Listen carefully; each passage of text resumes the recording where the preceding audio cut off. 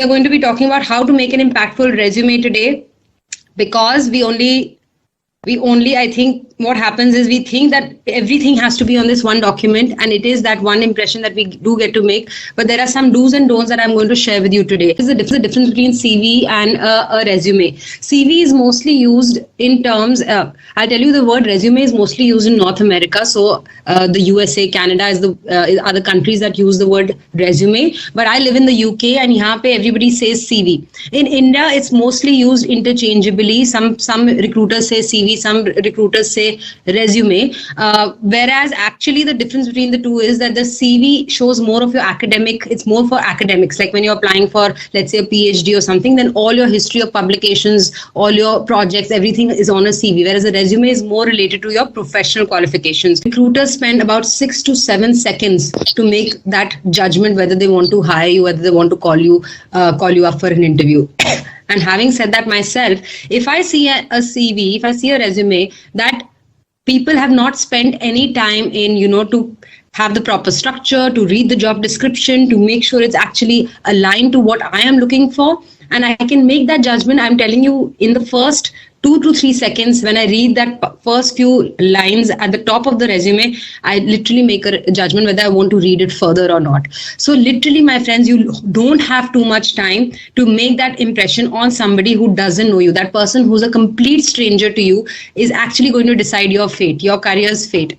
So what I'm trying to say, it's your personal marketing pitch. Think of it as a marketing document. You have to upsell yourself through each word that you put onto this piece of paper. Okay.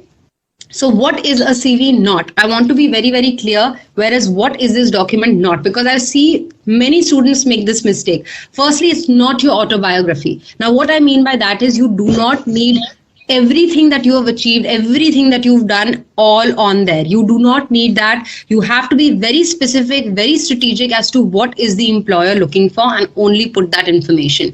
And the second thing is, it's not your bio data. It does not need all your personal information, all the things that, maybe your parents' details, for your home addresses, multiple contact numbers. It does not need all of that. It is a professional document. It does not even need things like your gender, your marital status. All these things are not needed on a CV or your resume.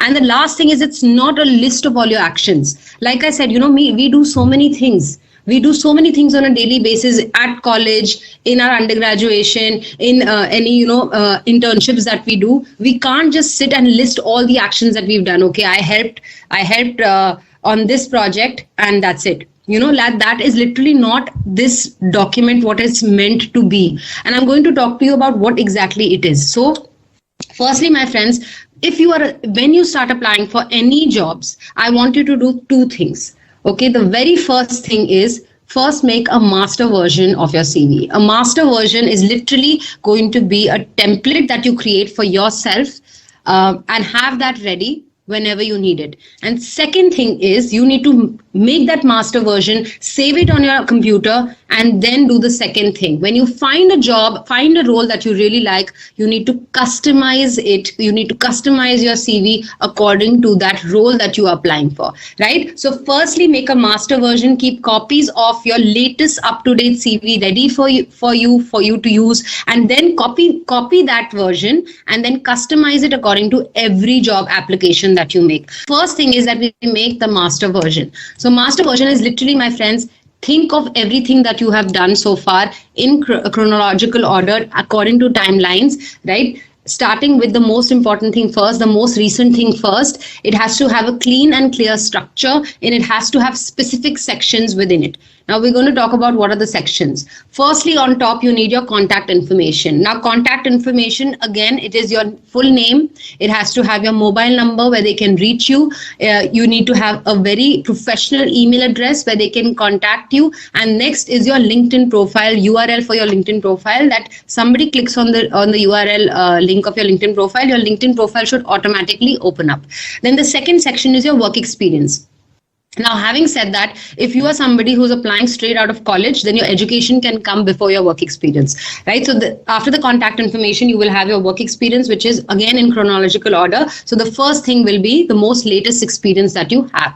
Then comes your education, all the degrees you have, all the qualifications you have, and then comes your skills. And many other times we can always add other sections, such as, let's say, any certifications you have, your hobbies and interests, any volunteering work you've done, any specific projects that you've undertaken. And I have this section on my resume, which is awards and achievements. Anything that you've achieved in your career, in your professional life, you can add that on there. And another tip I want to give you, my friends, please, if you have less than 5 years of work experience, you cannot have a CV or a resume exceeding 1 page. So all these sections have to be clear. The font size has to be not too big, not too small. Make it around 10 to size 10 or 11.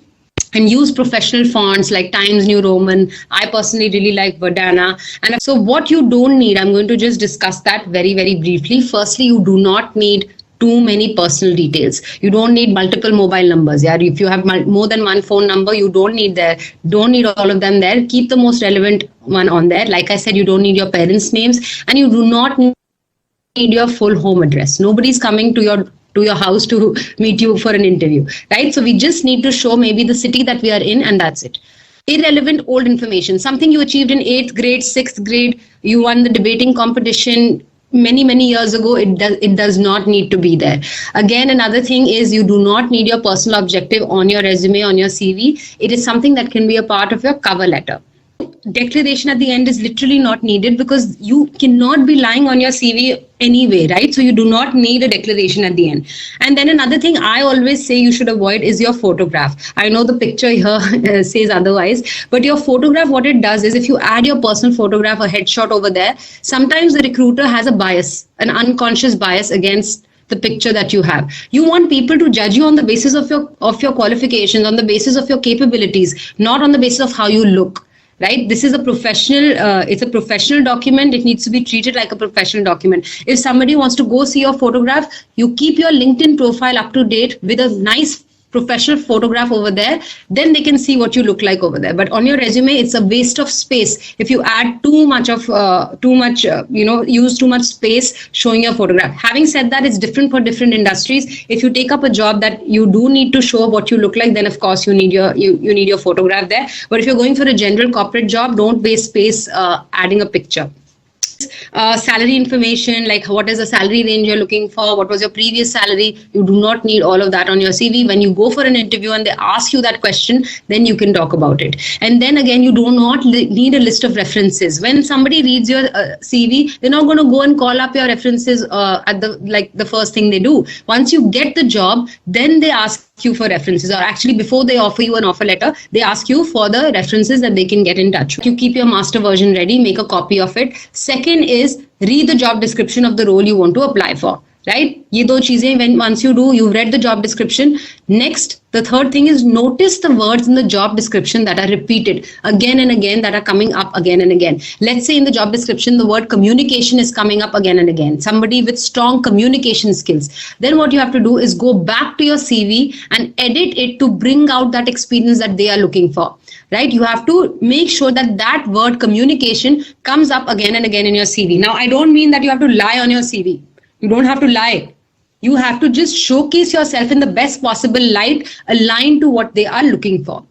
Right? So you have to make sure that, let's say communication is coming up, then you go back and think, okay, yaar, what is the communication experience that I have? And then bring out all your communication type experience on your CV.